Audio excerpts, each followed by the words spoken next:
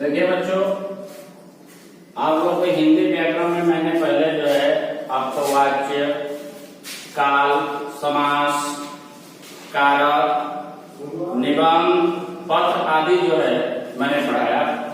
अब जो है आज जो मैं पढ़ाने जा रहा हूं उपसर्ग। उपसर्ग इंग्लिश में इसको बोला जाता है प्रीफिक्स। प्रीफिक्स ये उपसर्ग होता क्या है? उपसर्ग का डिफिनेशन यानी परिभाषा। उपसर्ग का डिफिनेशन यानी परिभाषा, वह शब्दांश, ध्यान दीजिएगा, ये उपसर्ग है प्रीफिक्स, वह शब्दांश जो शब्दों के पहले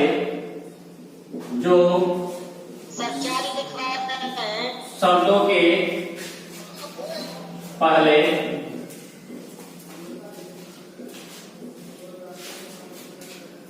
हम जो पढ़ाने जा रहे हैं, आज उपसर्ग पढ़ा रहे हैं। अभी इसके पहले आप लोगों को प्रत्यय पढ़ाया गया था, कारक पढ़ाया गया था, है ना, वाच्य पढ़ाए थे। अब जो है 7 लेसन के सिलेबस में जो है अब अंत में जो है सिर्फ एक ही चैप्टर बच गया है, वो है उपसर्ग, है ना। तो वह शब्दांश जो शब्दों के पहले जुड़कर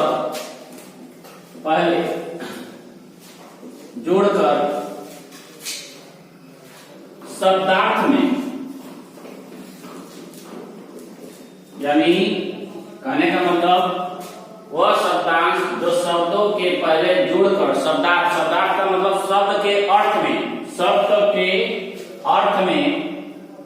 शब्दार्थ में परिवर्तन का अर्थ होता है चेंज, बदलाव करता है, उसे हम उपसर्ग कहते हैं। ध्यान से देखिए, वह शब्दांश जो शब्दों के पहले, जब कोई भी शब्द हो तो उसके पहले कोई दूसरा शब्द जुड़ के जो है उस शब्दार्थ के अर्थ में बदलाव कर देता है, चेंज कर देता है, तो उसे जो है हम उपसर्ग कहते हैं।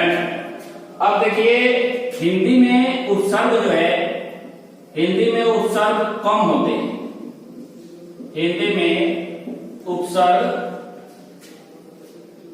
बहुत कम होते हैं। ध्यान दीजिएगा, उपसर्ग हम पढ़ा रहे हैं। उपसर्ग उसे कहते हैं जो शब्दों, यानी कई शब्दों का अंश जो शब्दों के पहले जुड़कर शब्दार्थ में चेंज हो जाता है, बदलाव हो जाता है, उसे हम उपसर्ग कहते हैं। हिंदी में उपसर्ग जो है बहुत कम होते हैं। ये या तो संस्कृत के होते हैं। अगर देखा जाए तो अधिकतर उपसर्ग के शब्दांश जो है संस्कृत के होते हैं या संस्कृत के होते हैं या उर्दू के। कहने का मतलब कि आपने अभी पढ़ा उपसर्ग किसे कहते हैं, लेकिन हिंदी में जो उपसर्ग होते हैं वो बहुत कम होते हैं। अधिकतर जो उपसर्ग के जो शब्द होते हैं वो संस्कृत के होते हैं। किसके होते हैं? संस्कृत या उर्दू शब्द। मैं अब बताने जा रहा हूं, उर्दू शब्द के शब्दांश में शब्दों के पहले जो है जुड़कर शब्द का अर्थ में जो है चेंजिंग हो जाता है, बदलाव हो जाता है, उसे हम उपसर्ग कहते हैं। लेकिन उपसर्ग में जो हिंदी में जो उपसर्ग होते हैं उनकी संख्याएं बहुत कम होती है। अधिकतर उपसर्ग जो है संस्कृत या उर्दू भाषा में होती है। अब है उपसर्ग के भेद। उपसर्ग के भेद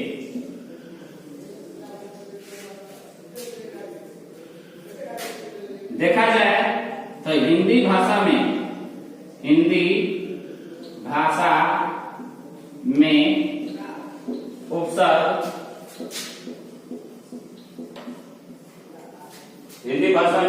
उपसर्ग पांच प्रकार के होते हैं। ध्यान दीजिएगा, उपसर्ग के आप लोग ढेर पढ़ रहे हैं, तो हिंदी भाषा में उपसर्ग जो है 5 प्रकार के होते हैं। हम हिंदी पढ़ा रहे हैं, संस्कृत पढ़ा नहीं रहे हैं, इसलिए हम आज बताएंगे हिंदी व्याकरण में ही उपसर्ग के कुछ भेद। ठीक है, पहला है संस्कृत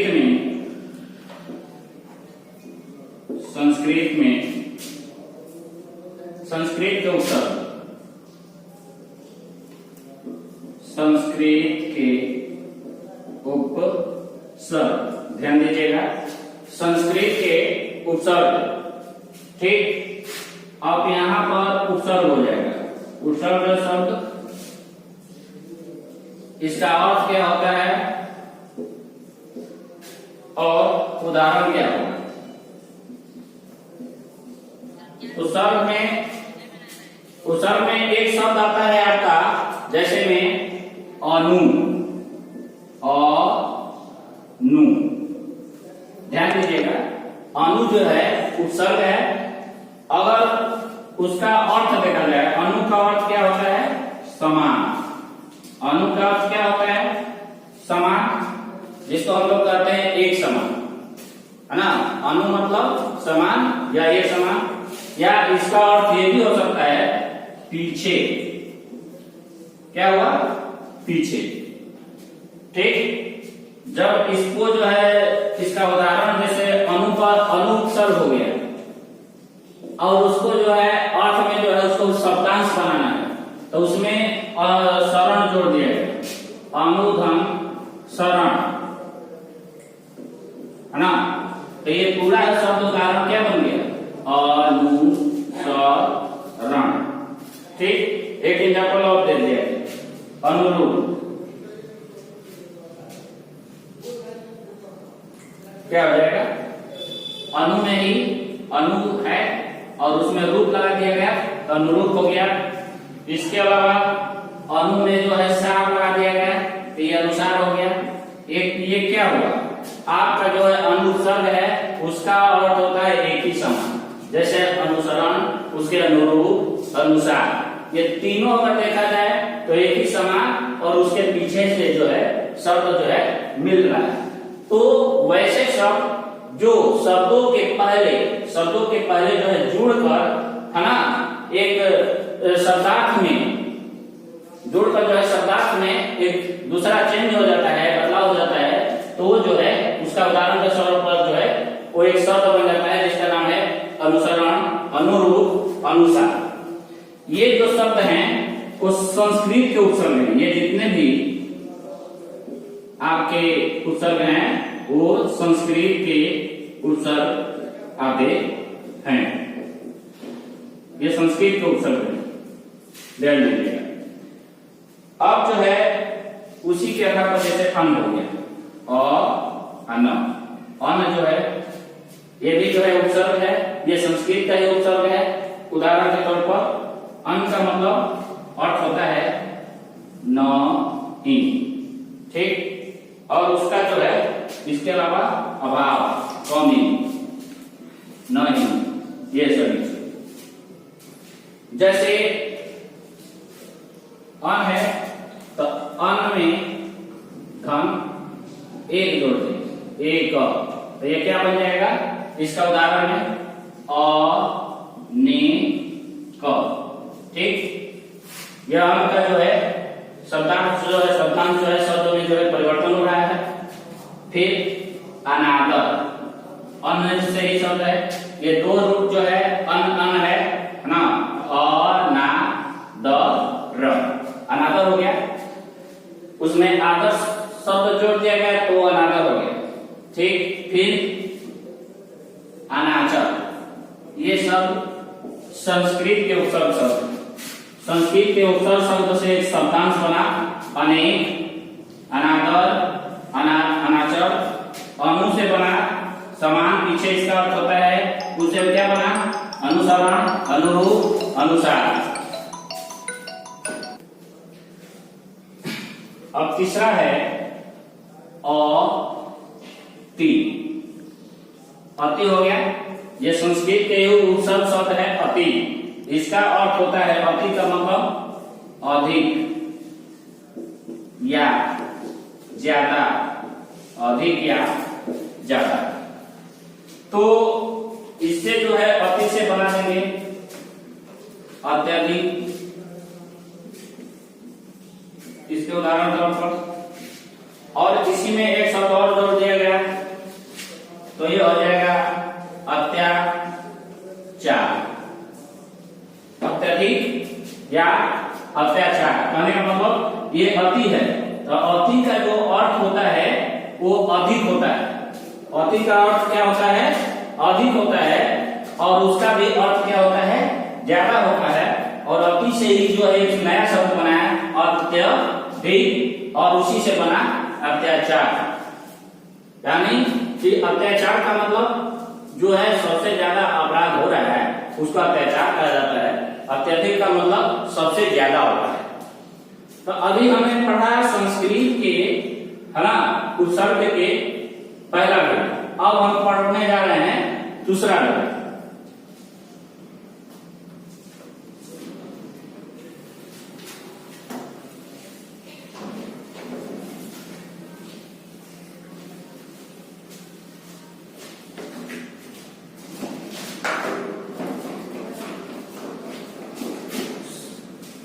उपसर्ग में दूसरा भेद है हिंदी के उपसर्ग। हिंदी के उपसर्ग, पहला था संस्कृत के उपसर्ग और दूसरा है हिंदी के उपसर्ग। तो हिंदी के उपसर्ग में पहले हम उपसर्ग लिखेंगे, वो शब्द कौन कौन से आते हैं, उसका अर्थ क्या होता है, उसका उदाहरण क्या होता है, ध्यान दीजिए। पहला उपसर्ग है जैसे अ, है ना, तो अ का अर्थ क्या हो सकता है, अ का मतलब बिना। अ का अर्थ होता है अ, बिना यानी से, है ना। तो अ से हम क्या बना सकते हैं, अ से अनाम, मतलब जिसका कोई नाम ना हो, जिसका कोई अर्थ ना निकले, है ना। तो वैसे शब्द को जो है अ है, जैसे बिना, निषेध, मतलब निषेध मतलब कुछ नहीं, ठीक। अज्ञान, अ से ही बन रहा है अज्ञान, और एक शब्द बन रहा है और अचेत, है ना। ये तीनों शब्द जो है अ से बन रहा है। अब जो है औ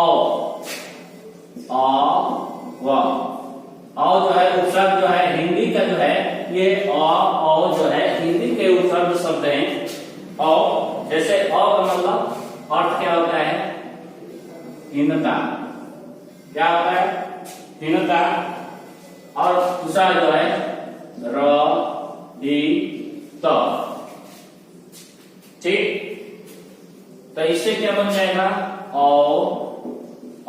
इसमें है इसमें जार जोड़ दीजिए, प्लस जार जोड़ दीजिए तो क्या हो जाएगा, औजार। ये क्या हुआ, औजार हो गया। और इसमें और जोड़ दीजिए औ है तो उसमें गुण जोड़ दीजिए, तो ये क्या हो गया, औ गुण र। तो यानी अ शब्द का या उपसर्ग का जो है अर्थ जो है हीनता होता है, रहित होता है। और अ से जो है उपसर्ग शब्द जो है शब्दांश जो है इसमें चेंज करके जो है जोड़कर जो है औजार बना दिया। और फिर अ से गुण अगर जोड़ दिया तो उसमें अवगुण हो गया। अब तीसरा उपसर्ग जो है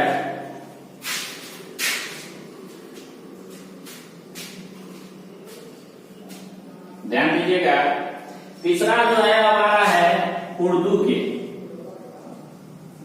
के उपसर्ग, उर्दू के उपसर्ग। यहां पर भी वही होंगे, क्या करेंगे, उपसर्ग यहां पर लिखेंगे, यहां पर अर्थ लिखेंगे और यहां क्या लिखेंगे, एग्जाम्पल यानी उदाहरण। ठीक, तो उर्दू में उपसर्ग जो है कौन कौन से होते हैं, जैसे बा, बपई बा। बा का मतलब किसी के शहीद, शहीद हो गया, शहीद यानी किसी का जुड़ा, ठीक, या किसी का साथ, शहीद या किसी के शहीद माने जुड़ा और साथ का भी मतलब एक साथ। जैसे बा, तो बा में शब्द जोड़ देंगे, बा का या दा, यानी ये जो शब्द हैं ये उर्दू के शब्द हैं, ना कि हिंदी और संस्कृत के शब्द हैं। ठीक है, तो बा हो गया तो शहीद और साथ होता है उसका अर्थ, और उदाहरण के तौर पर जो है उसका जो है उपसर्ग जो है उसका शब्दांश जो जुड़ रहा है वो बकायदा हो रहा है। उसके अलावा बा इज्जत, बा इज्जत ये हो गया। और दूसरा है ला, मतलब रही। ला का अर्थ होता है रही, और उसमें एक उसका शब्द है तो ला इलाज। ला इलाज जो है हम लोग अपने भाषा में बोलते हैं, लेकिन हम लोग हिंदी शुद्ध नहीं बोल पाते। ला इलाज जो है शुद्ध हिंदी नहीं है, ये उर्दू का भाषा है। ला इलाज, लाजवाब, ला जवाब, यानी ला है ये उपसर्ग है, लेकिन उसमें इलाज जोड़ दिया तो ला इलाज हो गया, जवाब जोड़ दिए तो ला जवाब हो गया। इसी तरह से एक और शब्द जोड़ दिए, चार, ये ला है और इसमें चार जोड़ दिए तो ये क्या हो गया, लाचार। ये जो है इसके उदाहरण हैं। अब चौथा, ध्यान दीजिएगा, चौथा जो है अंग्रेजी उपसर्ग। अब है अंग्रेजी उपसर्ग। इसमें जो है इस उपसर्ग में सब शब्द आता है, और सब से जो है यानी कि सब रजिस्टर, सब रजिस्टर यानी ये सब क्या हुआ, ये हिंदी, ये इंग्लिश का जो है अंग्रेजी उपसर्ग है, इसका सीधे डायरेक्ट बन जाता है। उदाहरण के तौर पर सब रजिस्टर, सब इंस्पेक्टर, ये क्या हुआ, इंग्लिश के शब्द हुए। Inspector, sub inspector.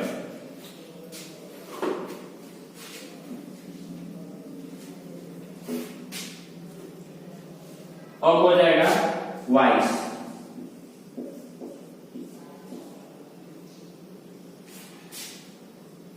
वाइस का मतलब प्रधान होता है, ऊपर उप होता है।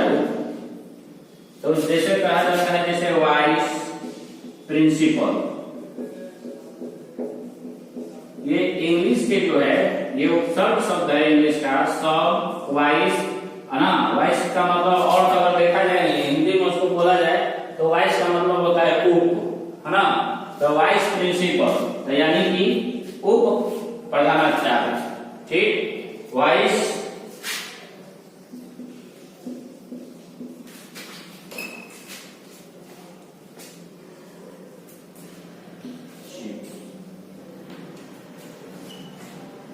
Prime minister, vice prime minister, इसका अर्थ क्या होता है, वाइस प्राइम मिनिस्टर का अर्थ होता है उप प्रधानमंत्री। यह वाइस क्या है, उपसर्ग है।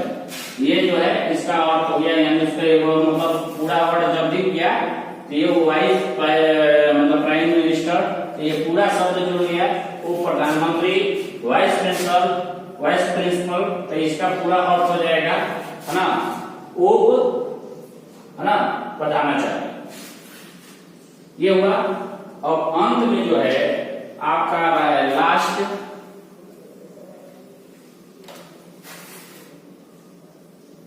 पांचवा, उपसर्गों की भांति। उपसर्गों की भांति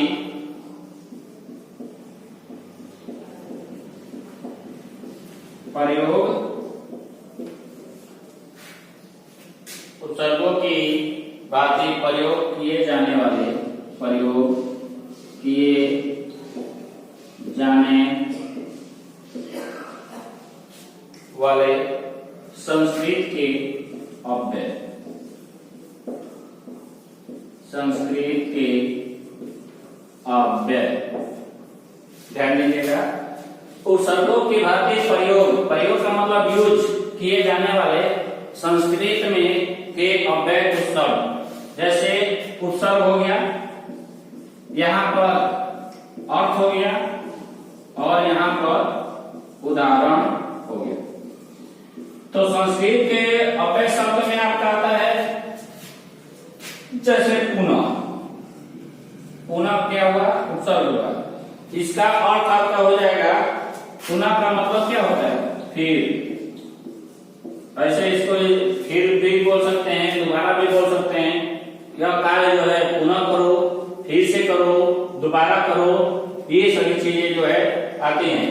जैसे पुनः निर्माण, पुनः निर्माण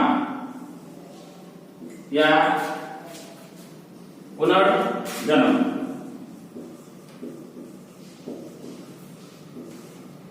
यानी पुनः निर्माण यानी कि पुनः फिर से निर्माण, दोबारा निर्माण, पुनः निर्माण, पुनः जन्म का मतलब फिर दोबारा से जन्म। जैसे भगवान राम ने जो है इस पृथ्वी पर जब त्रेता युग में जब भगवान राम ने जन्म लिया था, तो फिर से दोबारा जो है द्वापर युग में जो है श्री कृष्ण भगवान के रूप में जो है इस धरती पर अवतार लिया था। तो उसी का जो है पुनः निर्माण, और पुनः निर्माण का मतलब होता है फिर से निर्माण, है ना। पुनः जन्म का मतलब फिर से दोबारा जो है जन्म लिया। तो ये पुनः जो है क्या हुआ, ये पुनः जो है आपका उपसर्ग हुआ, इसका अर्थ जो है फिर, है ना। और इसका जो है उदाहरण जो है पुनः निर्माण और पुनः जन्म। अब है इति। इति मतलब ऐसा, इति मतलब क्या होता है, ऐसा, ठीक। इसका अर्थ ऐसा होता है, हास, इति में हास जोड़ दीजिए तो उसका क्या हो जाएगा, उसका पूरा अर्थ हो जाएगा बीती हुई बात, बीता हुआ इतिहास या बीती हुई कहानी, ठीक है। उसका उदाहरण यानी पूरा शब्दांश अगर उसका अर्थ निकाला जाए तो इतिहास का अर्थ होता है बीती हुई कहानी। अब है इतिश्री।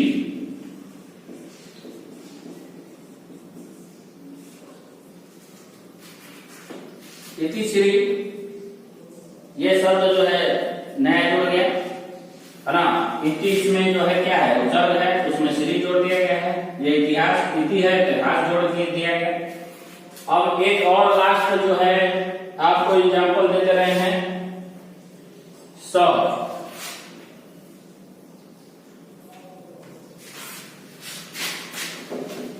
ये पांचवा के जो है संस्कृत के अव्यय वाला शब्द प्रयोग के आधार मतलब उपसर्गों की भांति प्रयोग किए जाने वाले संस्कृत के अव्यय शब्द में भी जो है जुड़ा हुआ है स। स का अर्थ होता है साथ, साथ। ये उपसर्ग शब्द है स, इसका अर्थ होता है साथ, साथ, है ना। अब है उदाहरण। उदाहरण के तौर पर अगर इसको देखा जाए तो सहकारी, सह, देखिए इसमें जो है यहाँ पर मैं शॉर्ट में समझा दे रहा हूं, सहकारी ये जोड़ दिया तो आपका क्या हो गया, सहकारी, ठीक। तो इसी शब्द को सहकारी, तो इसको हम लोग सहकारी, सहकारी का मतलब कई व्यक्तियों का समूह, ठीक है, मिलकर जब कोई कार्य करता है, सहपाठी। आपके क्लास में बहुत सारे मित्रों की एक मंडली होती है, दोस्त होते हैं, कुछ लोग उसमें 8 से 10 जो है मित्र होते हैं, उसको सहपाठी, सहकर्मी, साथ में काम करने वाला सहकर्मी, और साथ में पढ़ने वाला क्या कहलाता है, सहपाठी, और साथ में काम करने वाले को सहकारी कहा जाता है। ये सभी चीजें जो है आप जो है नोट कर लीजिएगा, ध्यान दीजिए। मैं आपको होमवर्क भी दे दे रहा हूं, कंप्लीट द फेयर, इसको याद भी कर लीजिएगा, and remember, complete the fair and remember, जिसको हम इंग्लिश में बोलते हैं प्रीफिक्स। प्रीफिक्स है, इसको हिंदी में उपसर्ग बोला जाता है, ध्यान दीजिएगा। एक बात आप लोगों से और कह देना चाहता हूं कि अब जो है आपका जो है व्याकरण के मतलब जो सिलेबस है 7th क्लास में वो पूरी हो चुकी है। पहले का भी जो है बहुत सारा चीज जो है प्रत्यय से लेकर वाच्य से लेकर कारक, काल, समास, शब्द, इसके अलावा और भी चीजें हैं। मैं बता रहा हूँ कि आप लोगों को क्या क्या पढ़ा है, पर्यायवाची भी पढ़ा दिया हूँ, क्रिया भी बताया, संधि भी पढ़ा दिया, इसके अलावा विराम चिन्ह, वाक्य विचार, ये सभी चीजें जो है पढ़ाए जा चुके हैं, ठीक। तो आप लोगों से मैं ये कहना चाहता हूँ कि आप लोग का हिंदी में भी जो है बुक में जो है सिलेबस जो है जुलाई तक पूरा हो चुका है, 8 लेसन तक जो है पाठ को जो है पढ़ा दिया गया है, क्वेश्चन आंसर भी जो है आप लोग कंप्लीट कर चुके होंगे। तो इसलिए मैं चाहूंगा कि आप लोगों का 2 दिन क्लास, आप लोगों का 2 दिन क्लास बन रहेगा। बाकी सब जो है सभी लोग जो है अपना फेयर बनाइए, याद कीजिए, और फिर से सोमवार को जो है अगला क्लास चलेगा इसी टाइम पर। फिर जो है आप क्लास जो है 2 दिन 6 इंग्लिश मीडियम और हिंदी मीडियम का ज्वाइंट क्लासेस चलेगा 4:20 पर। तो कल फिर जो है अगले मंडे को, है ना, और मंडे को जो है फिर 4:20 पर इसी टाइम पर हम लोग जो है एक साथ आप लोग के साथ जुड़ेंगे। धन्यवाद।